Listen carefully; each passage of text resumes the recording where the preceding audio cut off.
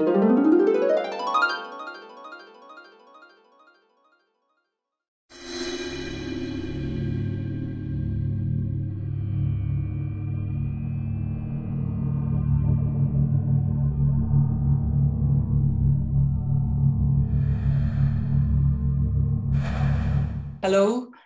my name is Grace Digney. I'm an artist from Ireland, working mainly at the moment through sound.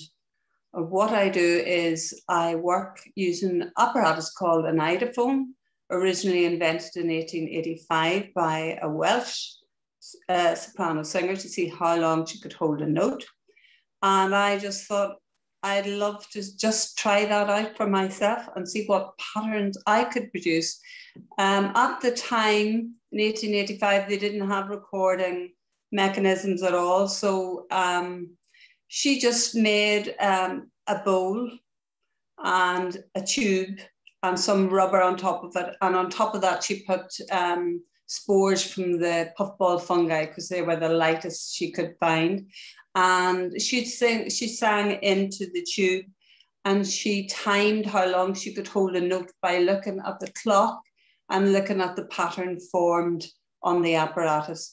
And what I do is I work with voices, I work with sounds from nature, I work with people with disabilities in speech and singers, and just it's an endless amount of work depending on what project I'm interested in at the time. So I enjoy it. And there's a lot more I can do with it, but at the moment I am just using the voice mainly with it.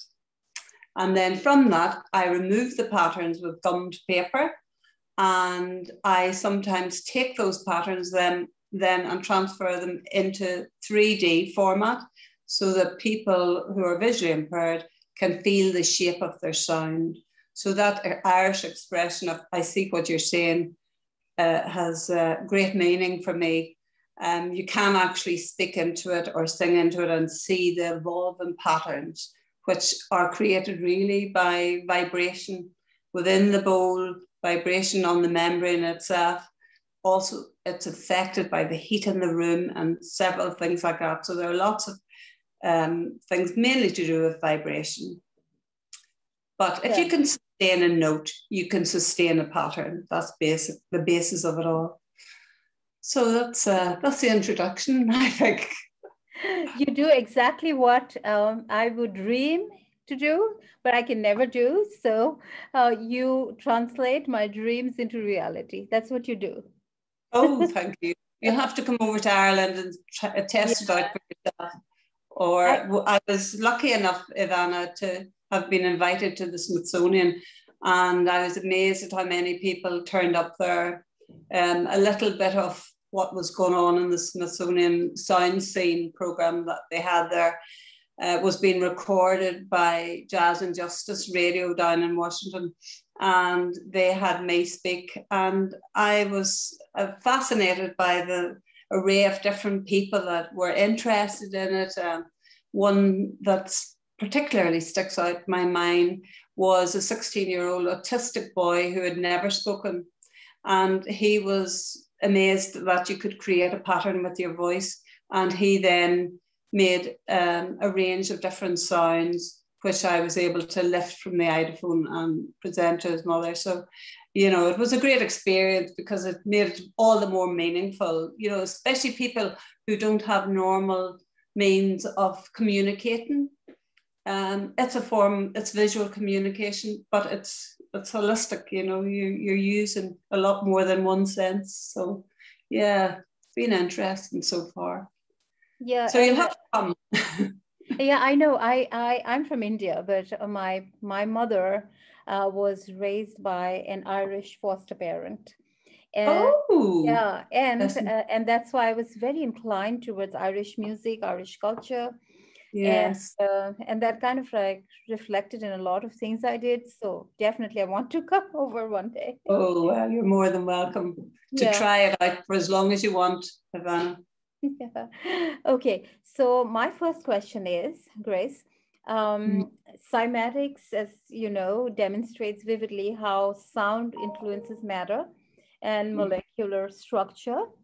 By translating such visible language, so to speak, from into a different form, how do you encode the different dimensions of pitch, volume, duration into art? You know, yeah,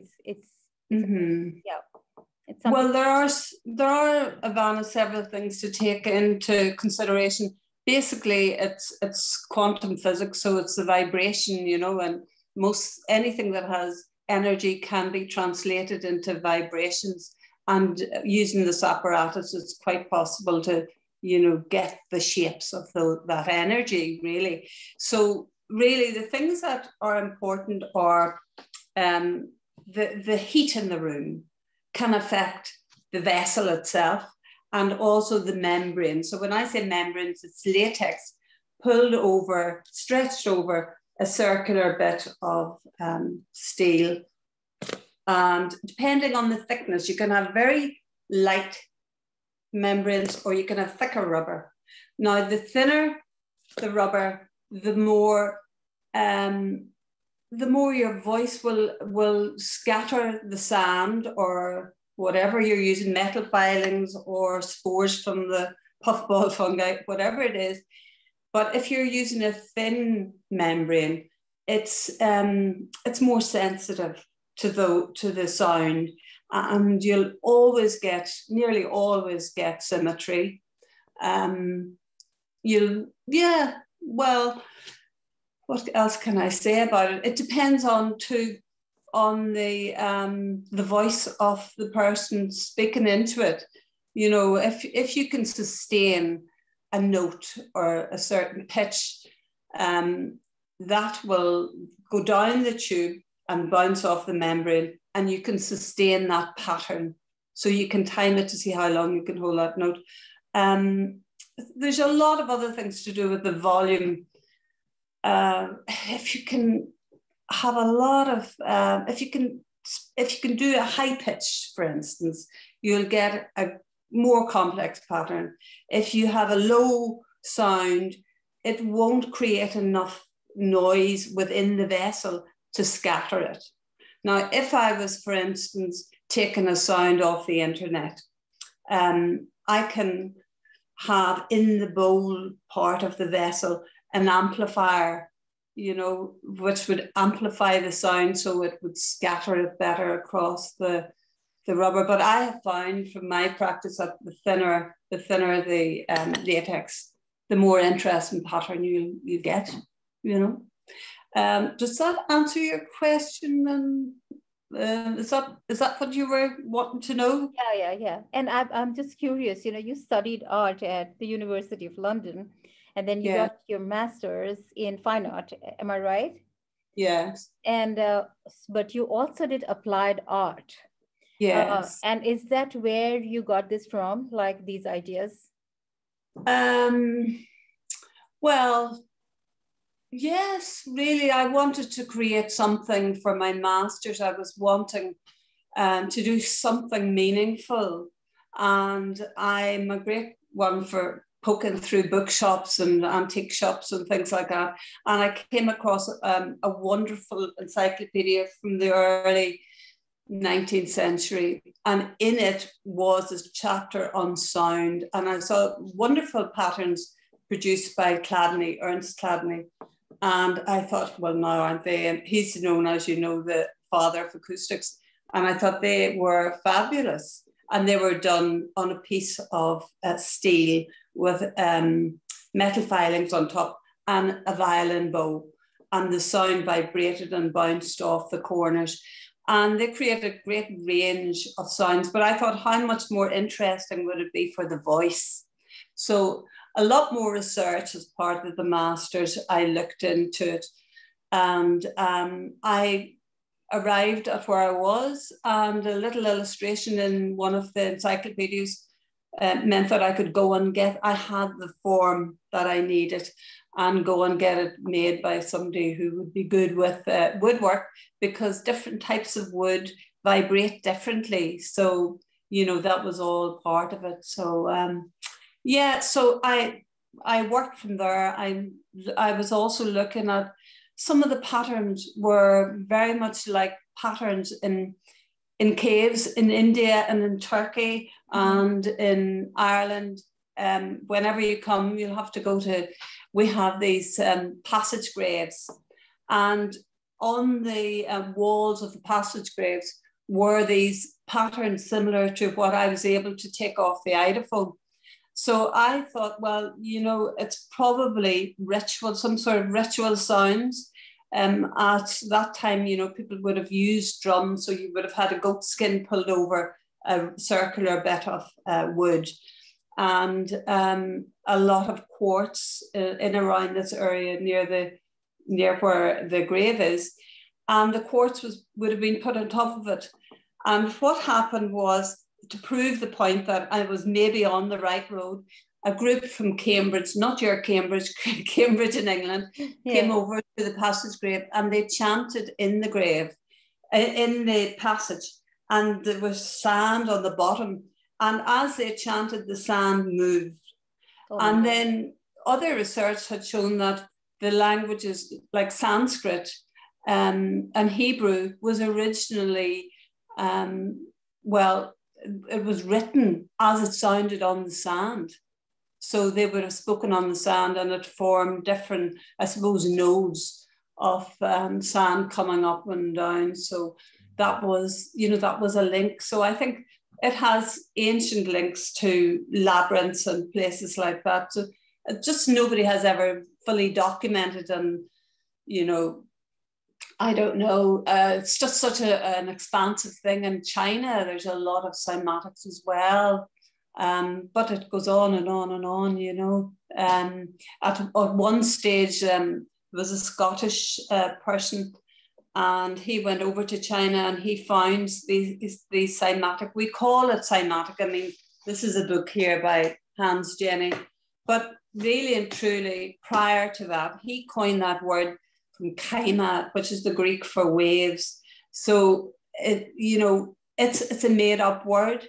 But he didn't, the one thing I disliked was that he didn't acknowledge Margaret Watts-Hughes, who had done, the basic. You know, I think you should always acknowledge where your references were, you know. So it wasn't he did do loads of work. He used lots of electrical devices to vibrate sounds and that. But I think the simplest thing I have found is the use of the voice, and the fascination that people have when they see that they can make a sound. I mean, even if they make a very simple sound, it has its own pattern, which can then be taken off and made into, like I made mine into earrings.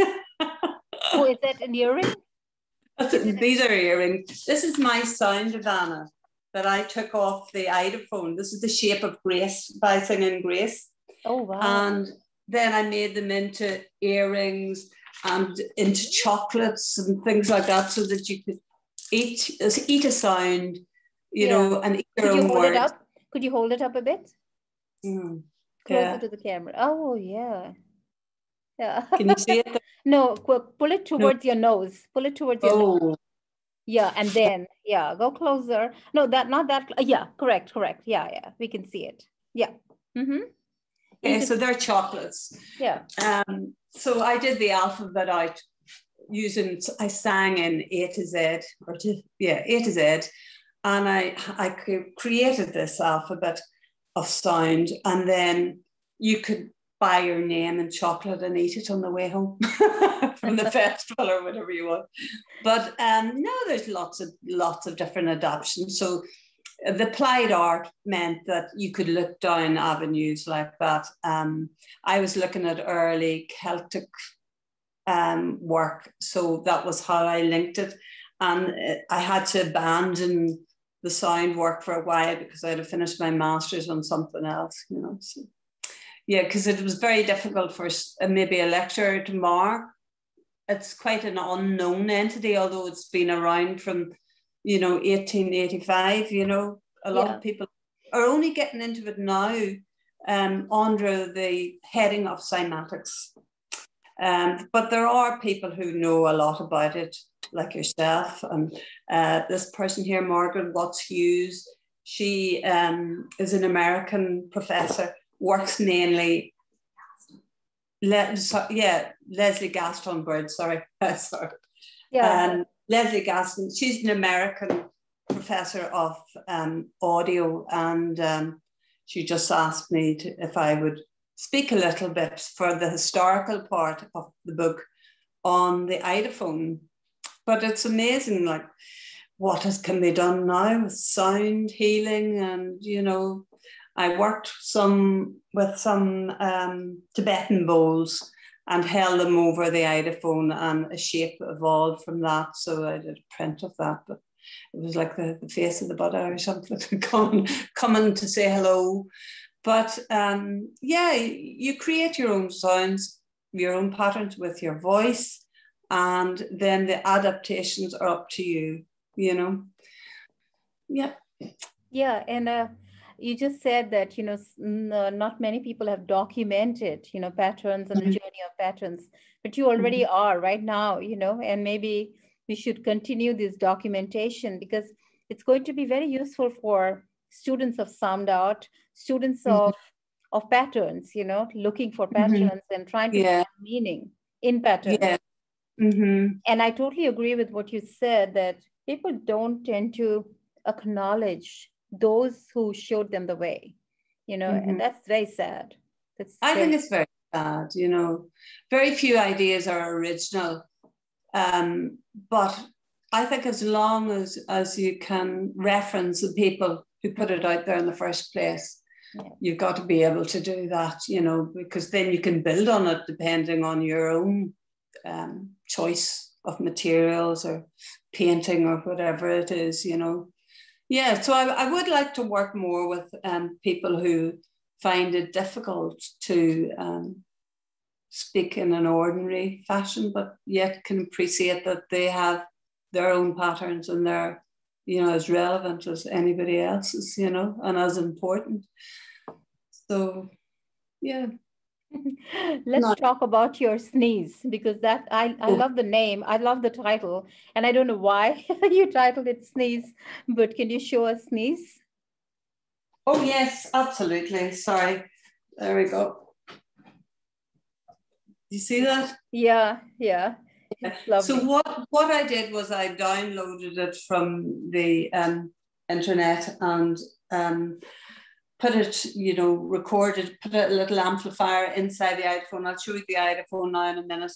And then turned it on, and it created these patterns. And then it was scanned into a computer, and then just different colors added to it. But I think it looks like a sneeze. It does. It does. It does. Well, I have other ones. This one is a heartbeat, Ivaana. This is a heartbeat. Whoops. You know, if you record a heartbeat. Yeah. Put it, you know, over the iodophone or in the iodophone. This is what will come out of it. So, the only one I have is this one here.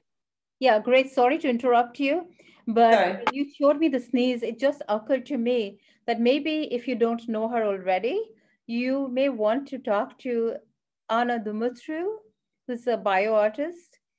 And you know, maybe you guys could collaborate with something using, you know, I would love bacteria and sneeze, you know, and I think because she's into this, and she's an outstanding artist like yourself, and she does and she was a student of literature as well, from London. And so I think you guys have a lot in common. So well, if you forward me her name at some stage, Ivaana, when you get time. Yeah, I'm going to tag her in the post when I make the post.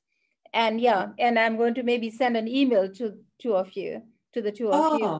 Yeah, I think you guys can. You have a great interest in the audio.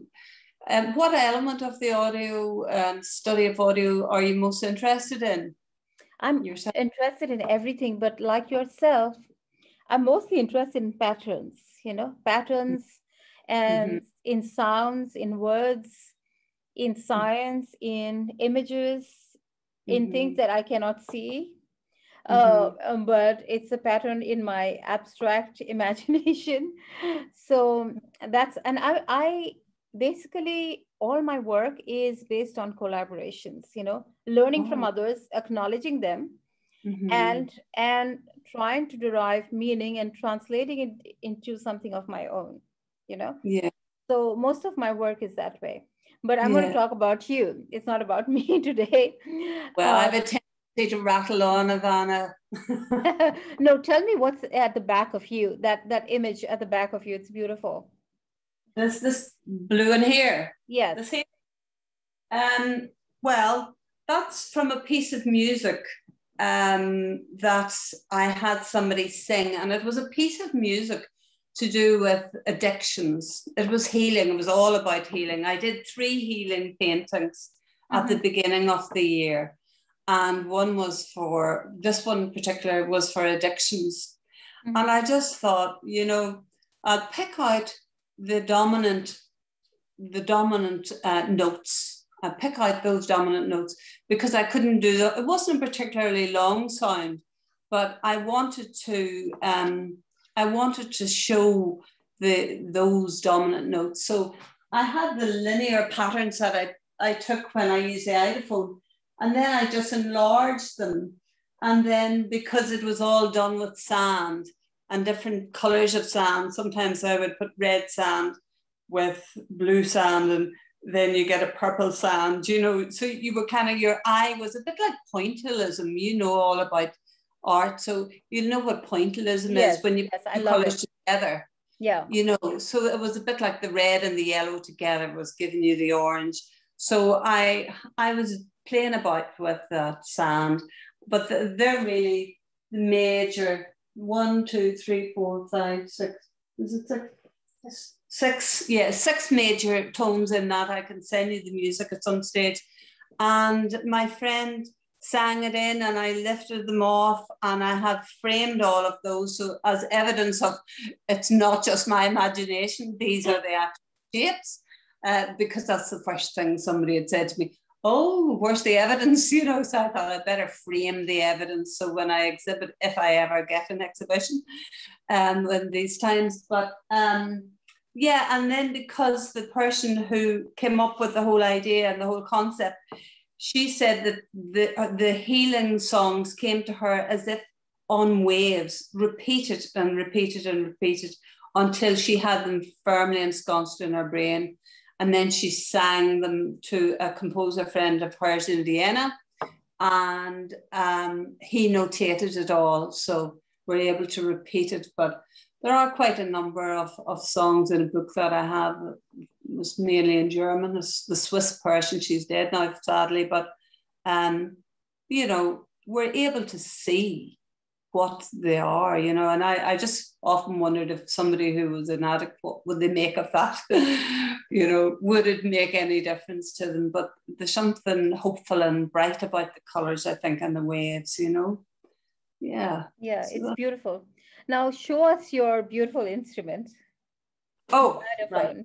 And maybe get my daughter here to do this. She'll lift the we need to meet your daughter and say hello. Oh, come round here and say hello. Oh no. She's a great girl, Ivaana. I would be lost without her. Hi. Hi. The typical Irish girl. Yeah, lovely dresses. Yeah. So we'll try to show the iPhone. Do you want a video of Mum singing into it and have it changed in color? Yes. Anything that, anything that tells people what it is actually. Right, and then I'll show you how I lift off the sounds. Yeah. You know, you can record it all, Ivaana, with. It could all be recorded. Lots of people would record as they're singing on their phones, and then just create their own wallpaper. You know, that was what they want. Yeah. This is the shape of it. Now you want to be able to see the patterns changing. Yes. So this is the tube, and it's a bit like when I am speaking to you, Ivaana. the sound bounces off your eardrum and sends a signal to your brain. So this is me going. Oh my God.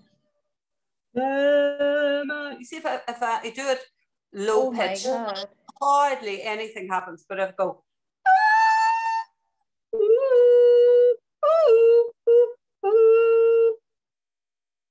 you want me to do more? I'll try Ivaana. Yeah. Try Ivaana. Can you see that okay, Ivaana? Yeah, amazing. I cannot believe I'm seeing this. All right. Wow. Do it again. You see, if I keep the same tone, it will keep the same pattern. But if I go,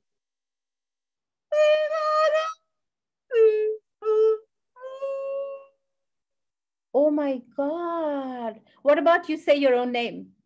Oh, now it may not come out exactly the same because the temperature here is different, and it's a different membrane from when I did that original one. Oh, how lovely is that? Now, how would you say, I love you? All right. There are 3 different words. I love you. So it'll be the last one. How beautiful. And I want to see if the word hatred comes out differently. Oh, right. Well, there you go. This is incredible.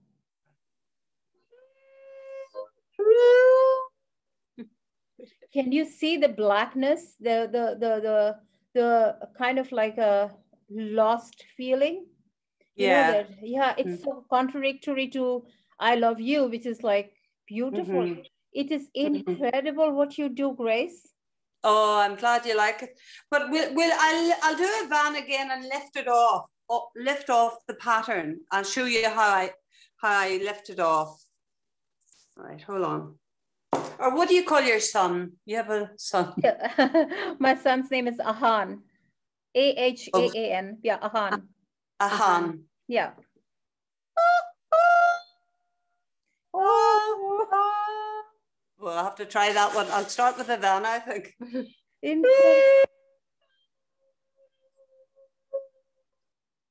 It's so and then beautiful. what I do, Ivaana, is I lift it off. I have a piece of gum paper here. And I'll try and flip this around. What I do then is I put it down on top of it, right? Put my hand on top and blow down.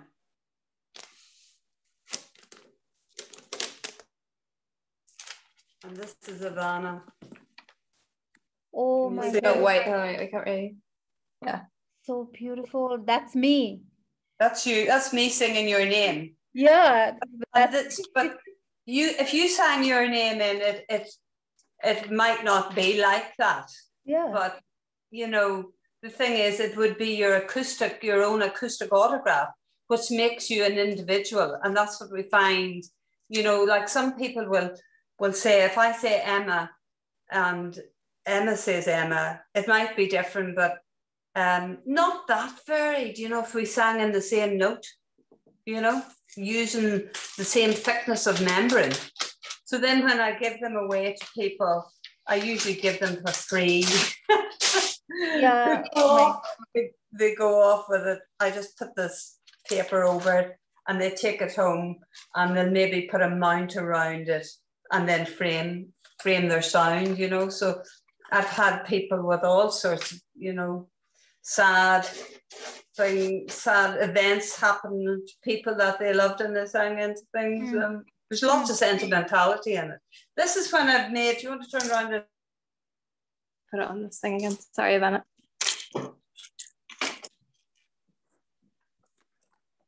This is, I don't know if it's showing it terribly well. You're going to have to edit this out. Sorry. Can you see this sculpture here? It's a list of shapes. That's the alphabet, right? Yeah. It's part of the alphabet. The other half of it I've taken away. So you can feel, if you were visually impaired, you could feel the shape of your letters of your name, you know, this sort of thing. Yeah, so I mean, it has, and I'd love the opportunities to collaborate with people. I think that would be fascinating. Yeah, you know, absolutely. So, Absolutely. yeah. I have a request for you, Grace. Right. A professor friend of mine from MIT, he just lost his mother. She was an amazing musician. She was 92. She just passed away. Yeah. And he shared the event today. So would you be able to blow her name, and maybe I could show this video to him? Yeah, sure. I can post it off to you as well. Yeah. And I mean, the other thing is, Ivaana, you can have a piece of her music done out like a painting, you know, whatever. Yeah, I'd love to do that. I would love to do that. I would dedicate that to her. But that's a different thing. I'm going to, you know, I'm not going to do that for free with you. But if you could blow the name, then I can show this. Yeah, her name is Wilma Macover. Wilma, right. Wilma, yeah. Well, I'll try Wilma first of all. Yeah. What sort of musician was she? Was she a pianist or what? I'm sorry? Was she a pianist or was she a violinist? Yes. She trained her son, who is an amazing composer, and and even people like Yo-Yo Ma were her student. Oh, really? Gosh, that's it. I bet you they won't have the shape of their sound, so. Well, I'm happy to come and do some demonstration on your course if you wish. I'll bring my very able daughter with me. She's been everywhere with me anyway. Wilma, I'll try Wilma. Will I do it high? Yeah. Wow. So beautiful. That's Isn't it beautiful? It's like a mandala, isn't it? Yeah, and she was a very happy person. I haven't met her in person, but from whatever I've heard from Todd, her son, she was a very happy person. So that like kind his of son, visually,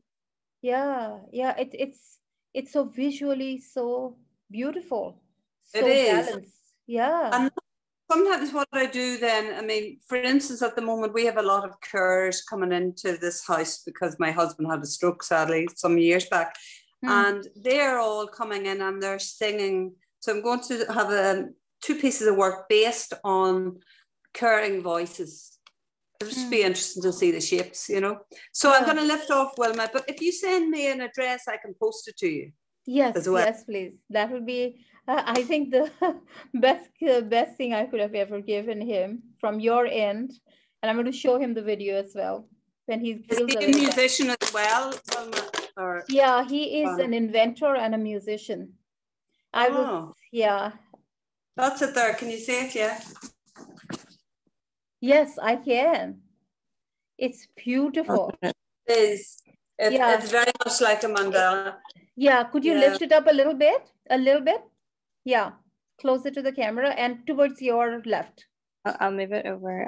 So the light. Sorry. Yeah. Perfect. A little bit high. There. Beautiful. And that's Wilma. Yeah, Wilma. Yeah, beautiful. How lovely is that? For instance, in her favorite colors of that on a canvas, you know.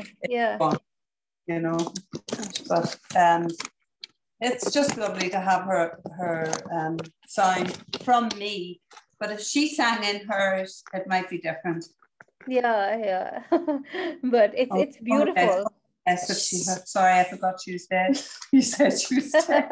Definitely edit out that. Yeah. But her son would be interested in that.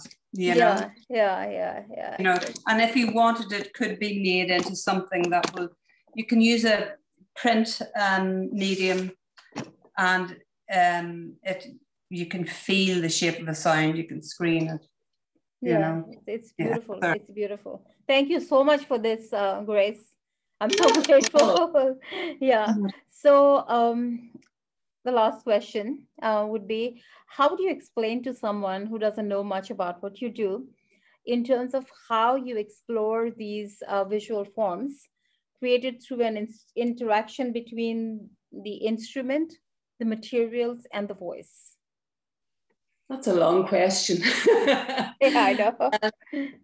For somebody who had never, it's actually one of those things that it's hard to explain, because it's like telling somebody how you can ride a bicycle, you know, as opposed to having a bicycle in front of you. You know, if you said you've got these two pieces of circular wheels linked together by a bit of metal, well, it's not going to make you want to cycle.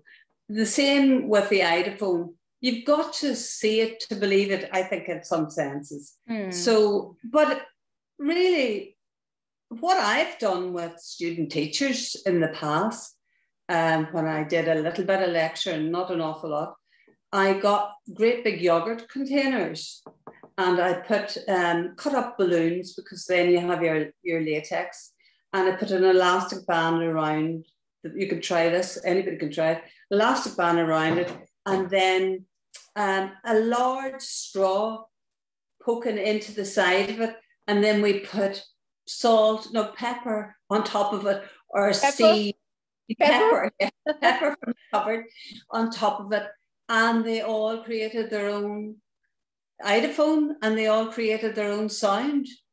So, you know, it's not a very complex thing, and it can be so exciting to see it. And then after that, once you lift it off with the cheap gummed paper, after that, Ivaana, then it's up to you. You can, if you've got favourite colours from your favourite football team or something like that in a school, we're talking about in the school context, they would paint in using tones of it. And I would have said, well, high-pitched sounds might have a brighter hue in the colour, and if it was a very low sound they had, then they maybe use darker, you know. So it's trying to link the music a wee bit with it. And I haven't a great knowledge of music, but my daughter plays the harp, so I have to do some of her lovely tunes someday and see what she. I love the harp. I love the sound of the harp. I love it. Yeah, and my favorite band is actually the Celtic Women. Oh, really? I love them. I love their music. Oh, very good. Well, look, you definitely have to come to Ireland. Yeah, I think so. Yeah. Yeah. Very good. Well, we're just on the border between the north and the south here, so just into the north. And, you know, hopefully when the flights start again, you come over. There's a wonderful festival that you would enjoy going to. It's called the Hearsay Festival. It's an audio festival, but you would enjoy it because it encompasses lots of different facets to do with sound. For instance, I was talking to somebody in a queue, and she said, oh, I specialize in gates, sounds of gates closing and opening and stuff like that, and then I sell them to filmmakers or, you know, documentary makers. And you got all sorts of people who work in film and different elements of sound. If I can find the old program, I mean, people come from all over the world to this tiny little village up in the hills outside County Limerick City. And they fill the place, and it's such great fun. I mean, when I did it the last time, I was in the butcher's shop with my iPhone. And as the customers came in, they would say all sorts of things, their names, yes, but then they'd say sausages or bacon, all sorts of things. We had great fun.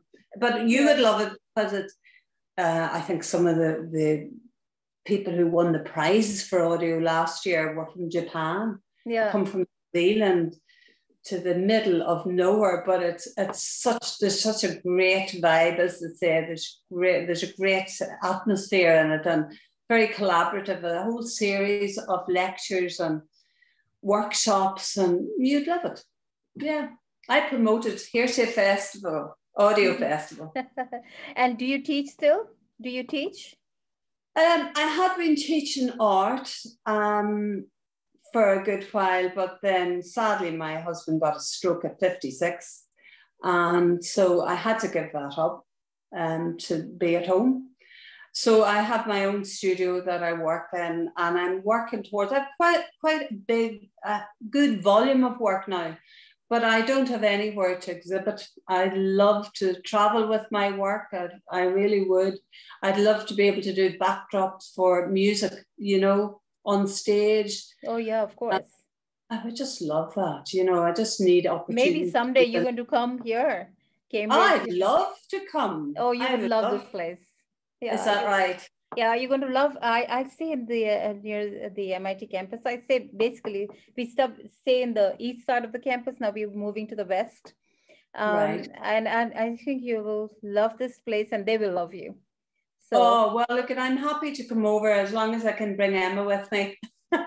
Yeah. I would love to see her too. Yeah. Yeah. She can play the harp for you. Yeah.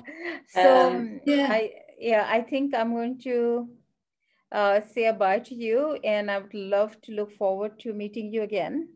And I'm going to see you maybe in another context, another day. But yes. Thank you for coming to our channel. And thank you, Grace. It's a great pleasure. Thank you very much, and all the best with your courses there.